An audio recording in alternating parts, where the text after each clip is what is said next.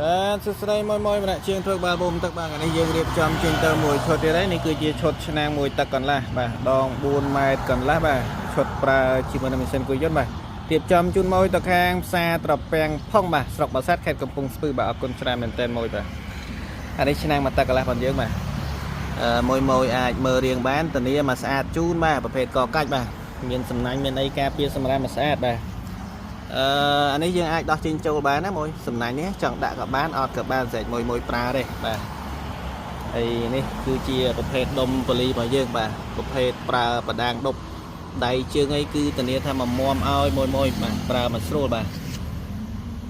ចាំមួយត្រូវការបាទអាចធ្វើការកំងបានចង់បានឈុតដង4ម៉ែត្រកន្លះអញ្ចឹងក៏បាន7ម៉ែត្រកន្លះកន្លែ2តក៏បាន9ម៉ែត្រក៏បានដែរបាទតាមតម្រូវការមួយត្រូវការបូមទឹករាក់ទឹកជ្រៅមួយដែលគាត់បូមទឹករាក់ភាគច្រើនគាត់យកតែដងមួយដើមអញ្ចឹងទៅទេបាទតែក៏មានមួយខ្លាំងហើយក្រោយគាត់ទិញដងតថែមអញ្ចឹងណាដោយសារតម្រូវការត្រូវការបូមទឹកជ្រៅហើយមួយខ្លះគាត់ត្រូវការបូមទឹករាក់ទឹកជ្រៅគាត់ទិញដងតទៅហើយបាទអញ្ចឹងមួយចង់បានឈុតដង1តក៏បាន2តក៏បាន3តក៏បានស្រេចមួយចង់បានទេបាទហើយធ្វើការកំងបានណាអរគុណច្រើន